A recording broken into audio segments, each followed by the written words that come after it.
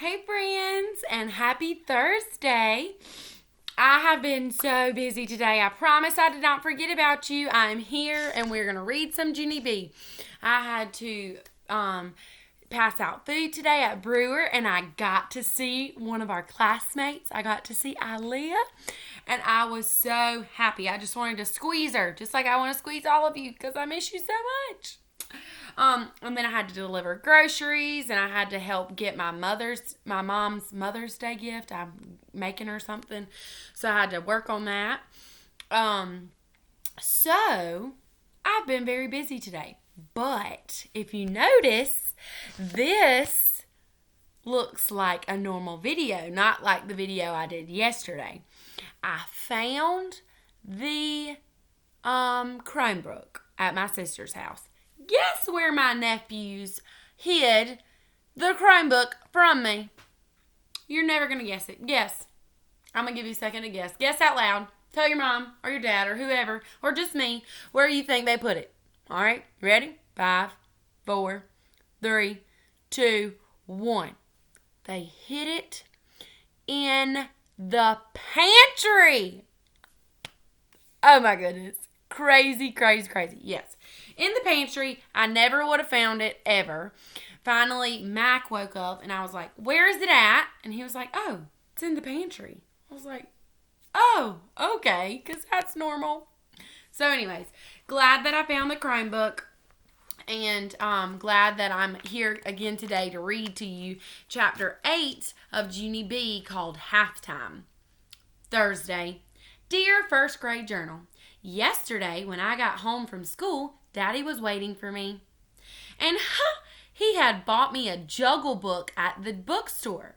It was for children 6 and up, and I'm 6, and 6 and up is my exact age. Daddy and I read each page very careful. Then I did the whole entire book, step by step. And what do you know? After I got done, I still couldn't juggle. I'm getting fed up with this stupid talent. Daddy said maybe I will learn it tomorrow. That man is just kidding himself. I am doomed. From Junie B, first grader. I closed my journal and I watched the clock for the rest of the afternoon because I just wanted to get home and practice some more. Daddy came home from work to help me again.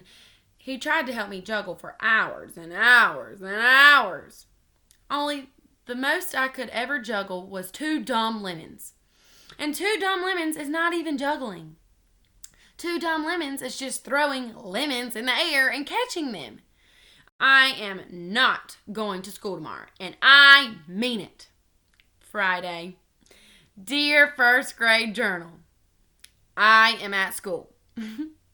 I do not know what went wrong. On account of this morning, I told Mother I broke my leg. And then I limped and limped all over the house. And then the next thing you know, I was on the bus. I am wearing the halftime costume Mother made for me. My hat is made out of an oatmeal box. I look like a nitwit. From Junie B, first grader. I guess this is her outfit. So there's her oatmeal can hat. I glanced my eyes all around the room. The children in room 1 looked very cute. The kickball players were wearing matching red and white shirts. All of their shirts said, "We are room number 1." The cheerleaders matched each other too. They had on red skirts and white sweaters. I looked at Sheldon. His daddy's band jacket was way too giant, and his band hat came over his ears, and he looked like a nitwit too. I put my head down on my desk very glum. My oatmeal box hat fell on the floor. May started to laugh. I hope that doesn't happen when you juggle today, Junie Jones, she said very meanish. She raised her eyebrows. You are going to juggle, aren't you? I didn't answer that girl. Instead, I turned my head to the wall and I closed my eyes. And I wished to turn invisible. I wished and wished with all my might. Then finally, I opened my eyes again, and I turned back to May, and I stuck out my tongue at her. She stuck out hers right back at me. I did a sigh. Bad news. I wasn't invisible. At 10 o'clock, we went out to the softball field. There were a million jillion parents there, I bet. Mother and Daddy were sitting on the first row of the bleachers. Grandpa and Grandma Miller were sitting right next to them. They were holding my baby brother named Dolly. He was mooing. All of them waved at me. I did not wave back, 'cause I was still trying to be invisible, of course. Me and Sheldon sat down together. He looked at the people in the bleachers. Then he quick turned around again, and he pulled his band hat over his face, and he giggled very nutty. "Please stop doing that," I said. You are just calling attention to ourselves." Sheldon put a symbol on his head. I rolled my eyes at that dumb guy, and then I hid my face in my skirt, and I didn't watch the tournament. There were 2 games going on at once. Room 1 was playing Room 2, and Room 3 was playing Room 4. I could hear the cheerleaders cheering real loud. Room 1 was winning, I think. I listened to the cheering for a very long time. Then all of a sudden I heard lots of whistles and yelling. I looked up to see what happened, and oh no! Room 1 had just won the first game, and now it was time for halftime. Mr. Scary came over to get us.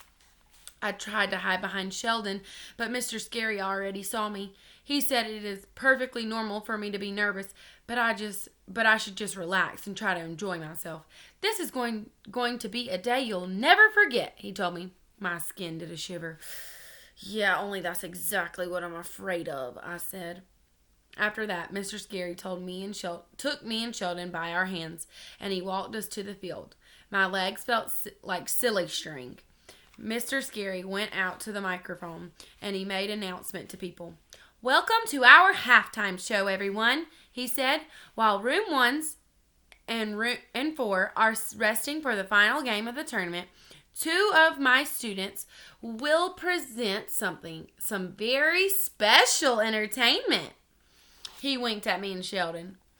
"Ladies and gentlemen, boys and girls, I am proud to present the musical genius of Sheldon Potts and the unique talents of Junie B. Jones."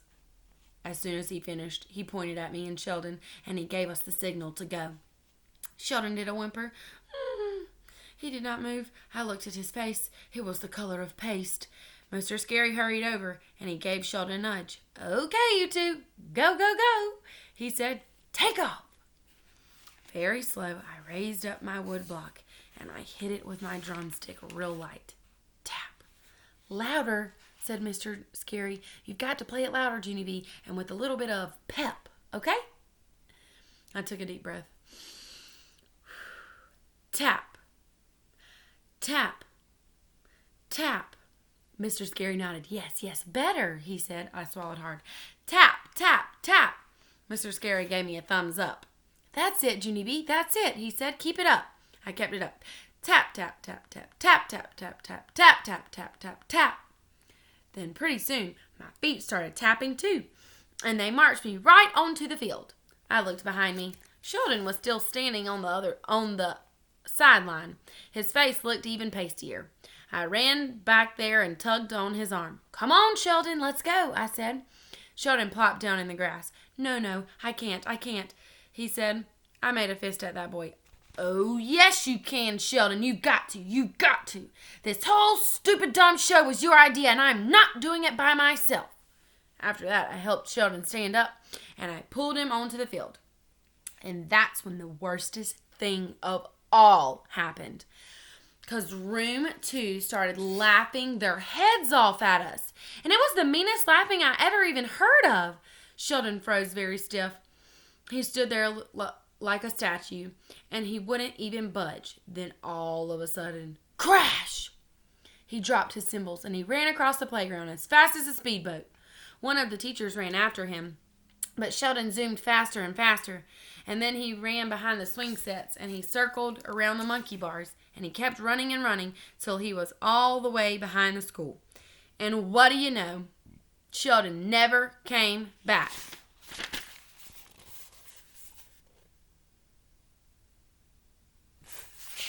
Oh my goodness. So, tomorrow we are going to finish the book, and it is chapter 9, and it is called Plops. So I don't know what that's going to be about, but I know that Junie B. Jones is not going to be happy that she is the only one doing this halftime performance because she didn't want to do it in the first place. So I'm very excited to read with you again tomorrow. So make sure you tune in again tomorrow to see me. Bye, friends.